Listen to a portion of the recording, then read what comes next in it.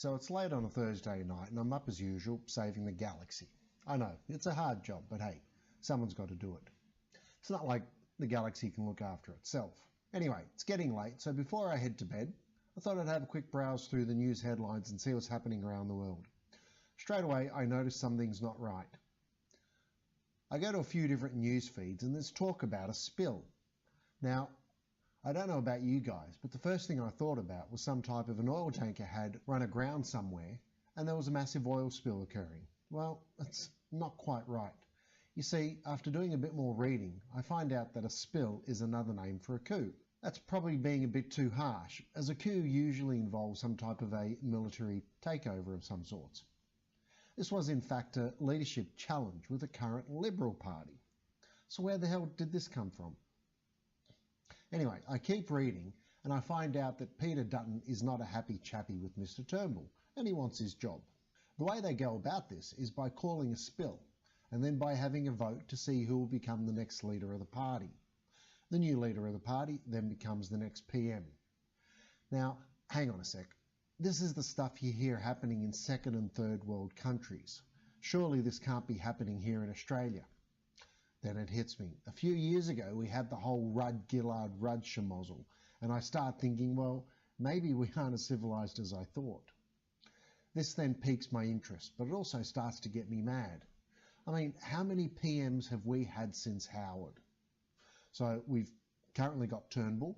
Prior to Turnbull, we had that weird grinning guy, Abbott. And before him, we had, was it Rudd? And then Gillard? And then back to Rudd.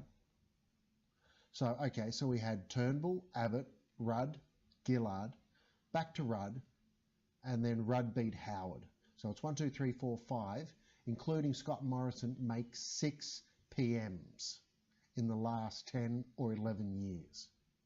Sorry, I forgot to explain where Morrison fits in. You see, Dutton calls the spill on Thursday night. And then there's going to be a vote the next day to challenge Turnbull. The challenge was a 3-way contest. We had Dutton, Morrison and Bishop. Anyway, Dutton goes first and loses to Turnbull. It was 48 to 35. Now, I may have this wrong, so please correct me, but Dutton challenges Turnbull. Turnbull wins, and then Turnbull steps down as the Liberal Party leader.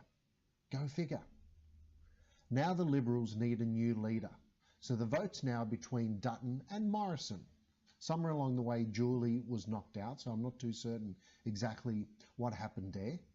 But between Dutton and Morrison, Morrison wins 45 to 40. My God, Hollywood could not have scripted this any better. This is just insane. Here's me thinking we live in a politically stable country where we've had prime ministers like Menzies for, 18 years?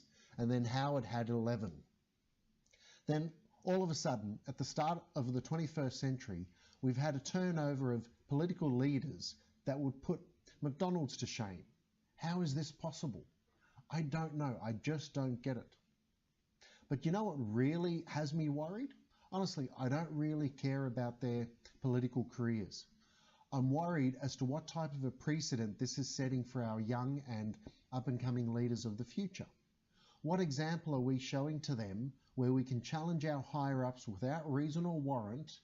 Now, I do admit that I'm not a politico, and I'm not privy to the inner workings of the Liberal Party, but surely it can't be that bad that you need to call a spill. Morrison is now our 30th Prime Minister since Barton. That's 30 Prime Ministers in the space of what, 117 years? Is that good or bad? I really don't know.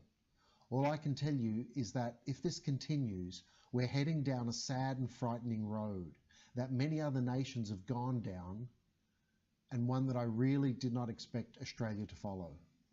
Anyway, that's my 2 cents. Have a good night.